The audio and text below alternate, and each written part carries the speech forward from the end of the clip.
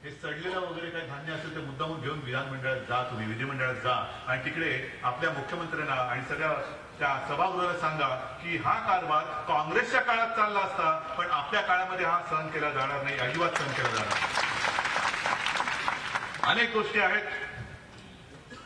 शेततळी सुद्धा मगाशी रामदासभाई तुम्ही उल्लेख केला, तेही आपण करतो. अर्जुननी चांगली पुढाकार घेतला होता, त्यांनी तो बंधारा केला. अर्जुनराव तुमच्याकडे गेल्या वेळेला मी येऊन बघून गेलो होतो. आणखी मला त्याने सांगितलं की उद्धवजी पूर्ण मराठवाड्याची जबाबदारी मला माझ्याकडे द्या. सगळीकडे जसा जालनामध्ये आम्ही बंधारा केला तशा प्रकारचे बंधारे आम्ही मराठवाड्यात करतो. तसे बंधारे आम्ही मराठवाड्यात करतो. मग कोणीतरी म्हणेल आता बंधारे करून उपयोग काय, पाऊसच नाही. अरे हो ठीक आहे, पण मध्ये जे काय आम्ही बंधारे केले त्याच्यात दुर्दैवाने अवकाळी पाऊस, म्हणजे आपल्याला जेव्हा पाहिजे तेव्हा पाऊस नव्हता आणि नको तेव्हा पाऊस.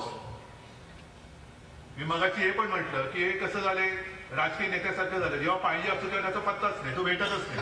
आणि नको असतो तेव्हा पावसासारखा येऊन कोसळतो. काय उपयोग आहे तुझा? पण तेव्हा जे काय आपण बंधारे केले आणि तळी केली, मध्ये जो काय अवकाळी पाऊस पडला त्याच्यात तुम्ही मला सांगा, थोडंफार का होईना, थोड्या दिवसासाठी का होईना, पण पाणी साचलं की नाही साचलं? आणि मग आजपासून आपण त्याच्यात त्या कामाला जर का प्राधान्य दिलं तर पुढचा सीझन मला खात्री आहे.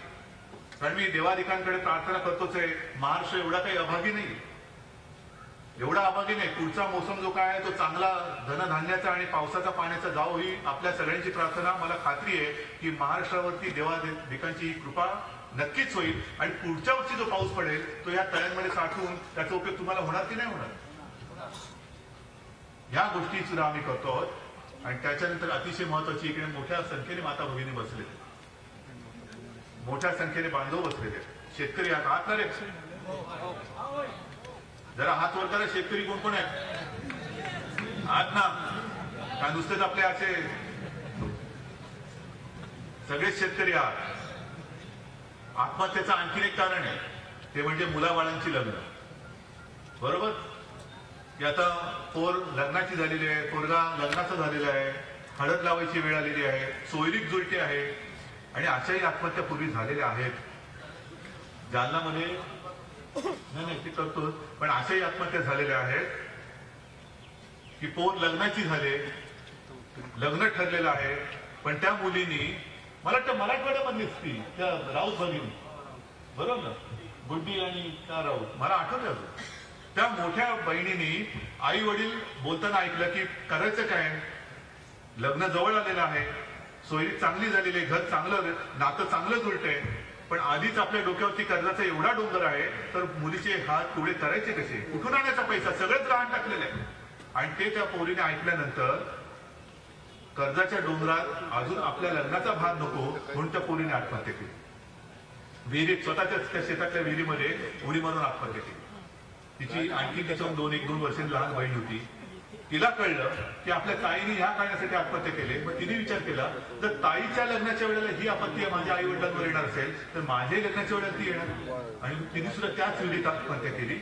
एकाच दिवशी 2 सख्या बहिणींचे मृतदेह बाहेर काढण्याचं दुर्दैव त्या शेतकरी कुटुंबावर. ही चिंता भेडसावते, मोठी चिंता. आणि या चिंतेतनं बाहेर पडण्यासाठी शिवसेनेने जे जाहीर केलेलं आहे की शिवसेना प्रमुखांच्या नावाने शिवसेना प्रमुख बाळासाहेब ठाकरे कन्यादान योजना ही संपूर्ण मराठवाड्यात आम्ही राबवणार. आता सोयरीक तुम्ही जुळवायची, तुमच्या मुलाबाळांची ती तुम्ही जुळवायची, नातं तुम्ही जुळवायचं, पण त्या विवाहाचा खर्च हे संपूर्णपणे शिवसेना करेल, संपूर्णपणे. तुम्ही त्याची काळजी करू नका. हे सगळं आम्ही करतो आहोत, पण मला तुमच्याकडनं एक वचन पाहिजे, एक शपथ पाहिजे की तुमच्यापैकी कोणी आत्महत्या करणार तर नाहीच, पण जर का तुमच्या लक्षात आलं की एखादा शेतकरी, एखादी माता, एखादी मुलगी, एखादा मुलगा या विचाराने निराश झालेला आहे आणि कदाचित आत्महत्या करू शकतो, तर त्याला सावरण्याचं काम हे तुम्ही करायचे. करणार आहात? कसं मला हात वर करून वचन देतात? सगळ्यांनी हात वर करून द्या की आम्ही तर आत्महत्येचा विचार करणारच नाही. अरे आपण लढाऊ आहोत, लढवय्या आहोत, लढलं पाहिजे, संकट कोणतेही हो, लढायचं काम आपण करायचं. तुम्ही एकटे नाही, तुमच्यासोबत शिवसेना हे सांगायला म्हणून सुद्धा मी इथे आलेलो आहे. शिवसेना तुमच्यासोबत आहे. मला खात्री आहे सगळे जर का आपण एकवटलो तर नक्कीच या दुष्काळाच्या संकटावरती आपण मात करू.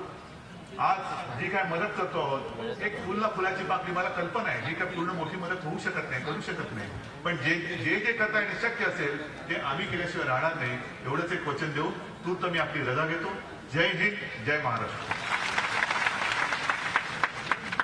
बसून 2 मिनिट.